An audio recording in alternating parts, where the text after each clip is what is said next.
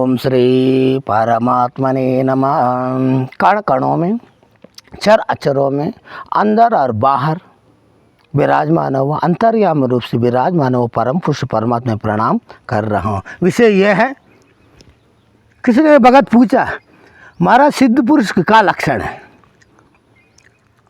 क्या सिद्ध पुरुष ईश्वर की दर्शन नहीं करा सकते? और सिद्ध पुरुष कौन होता है? सिद्धि क्या होता है? किसी ने मेरा बहुत से बताता, किसी ने कोई अनजान आदमी व्यक्ति को बताता है, त्रिकाल ज्ञानी भी है। महाराज ये का परमात्मा देखा नहीं है का? हाँ, किसी ने भगत पूछा प्रश्न।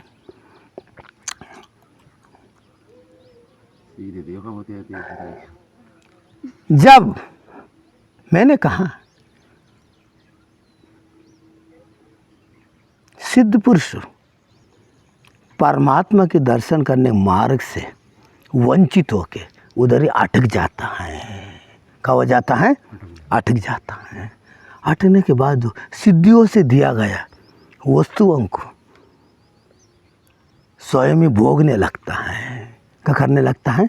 भोगने लगता है। भोगने के कारण ही इनकी जो ईश्वर की जाने की जो मार्ग थी उससे वो वंचित हो जाता है। वंचित माने उनका रास्ता बंद हो जाता है। हाँ? सारा संसार का आदमी इनको जान रहा है, उनके पास ही जा रहा है। अरे इनके पास इतने आदमी जा रहे हैं, कोई ईश्वर दर्शन किया हो? ईश्वर दर्शन किया ना उद्देश्य से नहीं जा रहा है, मेरे को भी कच दे दे, धन ही दे दे, धन नहीं तो मेरे बियाह भी करा दे, बियाह नहीं तो मेरे के बंगले ही दे दे, बियाह नहीं तो मेरे को आशीर्वाद ही दे दे, मेरे को फैक्ट्री हो जाए, मैं भी मंत्री बन जाऊं, मैं भी राजा बन जाऊं। कोई एक आदमी भी उनके पास जाके नहीं पूछा, मैं भी ईश्वर दर्शन करना चाह रहा हूँ। तुम एक बार उनसे पूछो, स्वामी जी आप सिद्ध पुरुष हैं? हैं? मैं सुना हूँ आप जल के ऊपर भी चल देता है। हैं? मैं सुना हूँ आप जो पानी को घी बना देता है। ये सब सिद्धियाँ है।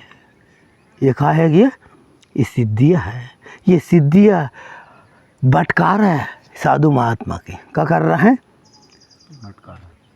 साधु महात्मा इतना में समझ है, यही परमात्मा इन्हें समझ के उधर यात्रा रुक दिया, उधर यात्रा रुक दिया। ये भटका रहा है, ये सिद्धियाँ भटका रहा है।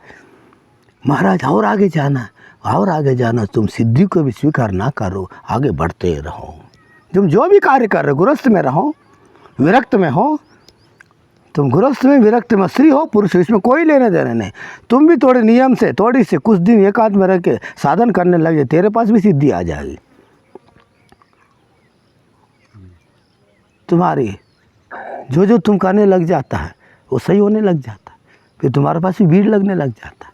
हाँ, भीड़ लगने के बाद तो तुम भी सोच रहे हाँ मैं भी हो गए, हाँ मेरे पास इतने आदमी आ रहे। तेरे अंदर अहंकार बढ़ने लग जाता है। क्या बढ़ने लग जाता है? अहंकार भरपूर होने लगता है। तुम्हारे बंगला बनने लग जाता है, गाड़ियों खड़ा होने लग जाता है, यश कीर्ति होने लग जाता है। तुम्हारे परमात्मा के द्वार बंद हो जाता है। तुम्हारे परमात्मा के द्वार बंद हो जाता है। लेकिन साक्षात्कार पुरुष होता है। साक्षात्कार पुरुष में क्यों बोलता है? कौन है साक्षात्कार पुरुष?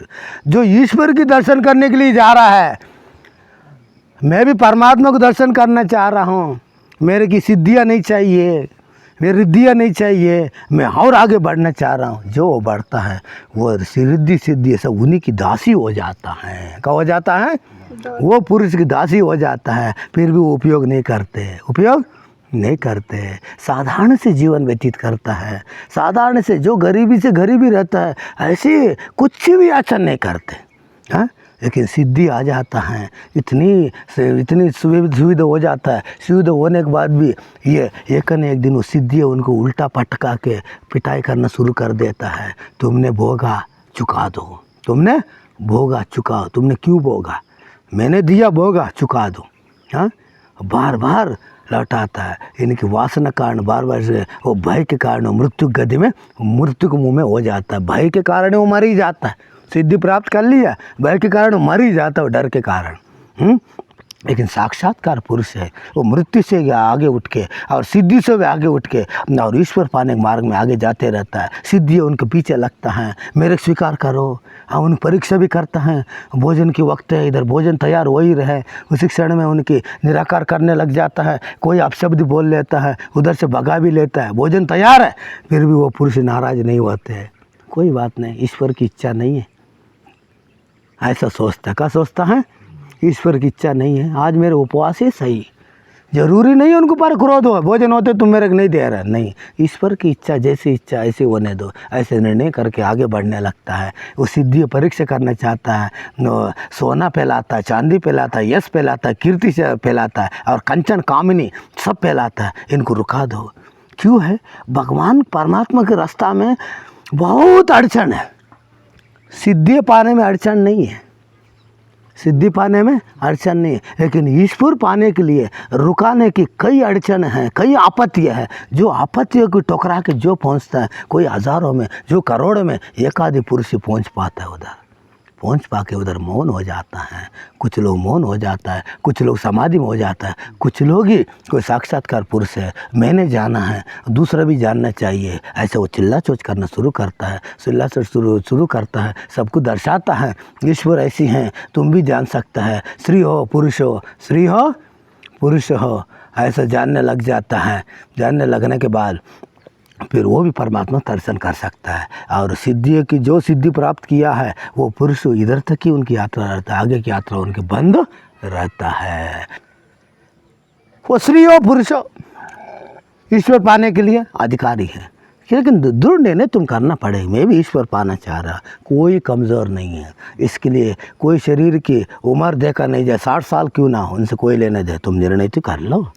20 साल हो, कोई नहीं, महाराज मैंने ब्याह कर लिया है, हैं, और मैं क्या करूँ? अरे क्या करूँ? शादीशुदा, इससे कोई लेना देना नहीं है, तुम केवल लगाव है ईश्वर के प्रति। मैं भी ईश्वर जानना चाह रहा, मैं भी परमात्मा जानना चाह रहा हूँ, तुम्हारी एक लगाव है। कैसे लगाव आने चाहिए? अब एक उदाहरण बता रहा है, सिद्धियाँ कैसे काम करता है। रामकृष्ण परमहंस के पास कोई एक महात्मा जी आता है। आने के बाद, महात्मा जी मैंने सुना है आप भगवान का दर्शन किया है, नहीं, चलो मेरे जैसे तुम जल में पैदल चल के दिखाओ, तब मैं मानो आपको दर्शन किया है। नहीं, रामकृष्ण परमहंस बताता है, महात्मा जी तूने कितने साल तक तपस्या किया जल में पैदल चलने के लिए? उन्होंने बताया था, मैंने 20 साल तक तपस्या किया, साधन किया, तब सिद्धि प्राप्त किया। रामकृष्ण परमहंस बताता है, मैं 10 पैसा देता हूँ नाव वाले को, नाव से मेरे उस तट पर कर देता है। तूने 20 साल तपस्या किया सिद्धि के लिए, इसमें तुम्हारा कोई साधन नहीं है, तूने ऐसे ही जीवन, कोई परमात्मा के लिए तुमने कोई साधन नहीं किया। हाँ, तुमने ऐसे ही गवा दिया 20 साल। हाँ, वही 20 साल तुम अपने स्वयं की जानने के लिए, ईश्वर को जानने के लिए, परमात्मा कैसी है, उनका रूप कैसी है, आनंद कैसी है, सच्चिदानंद कैसी है, ब्रह्म कैसी है, ऐसा तुम जानने में लगाता थी। वो 20 साल तभी सार्थक होता थी। हाँ, ऐसा तुमने ये कोई सिद्धि है, ये तुमने पैदल चलने लगे, कोई महान कार्य तुमने नहीं किया, इससे तेरा अहंकार ही बड़ा है। क्या बड़ा है? अहंकार बड़ा है, मैं भी जल में चल रहा। हाँ, ऐसे इनने कहा। तुरंत उन्हें रामकृष्ण परमहंस से चरणों में गिर पड़ के, हाँ महाराज मेरे का अब ज्ञानोदय हुआ, ऐसा इनने याचन किया। ये सिद्धि ऐसी करता है, सिद्धि तुमको यश देता है, कीर्ति देता है, पदवी देता है, लेकिन ईश्वर तक पहुँचा नहीं सकते। ईश्वर तक पहुँचाने, ईश्वर तक पहुँचाने के लिए जो ईश्वर पहुँचा हो, जो ईश्वर की दर्शन किया हो, जो जिसके अंदर दिया चेता हो, वही दिया चेता सकता है। अन्यथा ये चिल्ला चोच कर रहा है, भीड़ भड़ाक में तुम जा रहा है और तुम जा रहा है, ये तुमको सुलझाएगी नहीं, तुमको और उलझाएगी। क्या करेगी लोग? उलझाएगी। वो कार्य करो, ऐसे करो, वो करो, ध्यान करो, वो फलाना जप करो, ये करो, उलझाएगी। तुम सुलझाने की इन्हें स्वयं ही पता नहीं है, स्वयं इन्हें रास्ता नहीं देखा, और उनने तुमको क्या शिक्षा देगी? इन्हें तोता बन के पढ़ा है, रटन किया है। हाँ, जो लिखा वही तुमको बता रहा है। तुम उनसे सवाल पूछो, तूने देखा? वो चुप हो जाएगी, मैंने नहीं देखा, लिखा है, मैं वही गधरा हूँ। बताएगी। तुम जब भी पता हो गया अरे मैं गलत आदमी के साथ गलत आदमी के सानिध्य में आ गए, हाँ ऐसे तुम जा रहा हो ईश्वर ढूंढने जा रहा हो, परमात्मा ढूंढने जा रहा हो, जिसके अंदर दिया चेता हो उन्हीं को खोजने में ढूंढने में तो खोज करो, खोजने में शुरू हो जाओ, फिर धीरे दिया अंदर दिया चेतन में कोई नहीं है, कहीं बाहर नहीं है परमात्मा, बाहर कहीं नहीं है, तुम खोजते रहो। हाँ जब जिस दिन खोज खोज के तुम हार जाएगी, हार के तुम अपने अंदर ही है, जिस दिन तुम जानने लग जाएगी, जब बाहर और भीतर दोनों एक हो जाएगी, बाहर और भीतर दोनों एक हो जाएगी। जब तक तुम अंदर नहीं गए, जब तक कि तेरे अंदर भेद है, बाहर भगवान इधर है और इधर है, भेद है। जिस दिन तुम अंदर प्रवेश करेगी, जब तुम समझेगी काशी क्यों ना हो, कावा क्यों ना हो, सब कुछ इधर ही है, सब कुछ और मेरा भीतर ही है, ऐसा तुम जब ही बता सकता है जब तुम पहुंचा हो उस जगह में, स्वयं के अंदर डुबकी लगाया हो और गोता लगाया हो, तुमने आनंद जाना हो, ईश्वर को जाना हो, और ये एक आनंद है ये। तुम समझ रहे राम जी आएगी धनुष लेके, नर्मदा जाएगी मगरमच्छ लेके, ऐसा कुछ होने वाली नहीं है, ऐसा कुछ होने वाली नहीं है। वो आ चुका है, जा चुका है, तेरे अंदर दिया तुम स्वयं ही चेताना होगी। गुरु केवल मार्गदर्शी करता है, शास्त्र केवल मार्ग दिखाता है और गुरु लोग केवल मार्गदर्शी करके तुमको रास्ता में छोड़ता है, लेकिन खोजना तू ही होगी, खोजना तू ही होगी। जैसे शास्त्रों में लिखा है ऐसे, यानी हाँ जो पहुँचने के बाद तदनंतर जो वापस आया वो पुरुष की वाणी है ये, हाँ वो पुरुष की वाणी है। इसलिए तुम ईश्वर खोजना चाह रहा हो, अपने स्वयं की यात्रा में निकल जाओ। स्वयं की यात्रा माने कहीं बाहर खोजने की नहीं है, घर ही बैठो, घर ही क्यों ना हो, जंगल में कोई ज़रूरत नहीं है, परिवार त्यागने कोई ज़रूरत नहीं, घर ही बैठो, दिन हो रात हो, एकांत में कुछ समय तेरे लिए कुछ समय निकाल दो, 5 मिनट क्यों ना हो, वही धीरे धीरे धीरे धीरे वो आनंद तुम जानने लग जाएगी। जानने लग जाने के बाद तेरे अंदर भी ज्योति जल रहा है। जिस दिन तुम जानेगी, जाने के दिन तत्काल तुम्हारी भ्रम नष्ट हो जाएगी। मैंने बाहर ढूंढते रहा, ईश्वर तो मेरे अंदर ही विराजमान है, ऐसा तुम प्रतीत होएगी। प्रतीत होने के बाद बाहर भी भीतर दोनों एक ही हो जाएगी नज़ारा। ओम श्री परमात्मने नमः।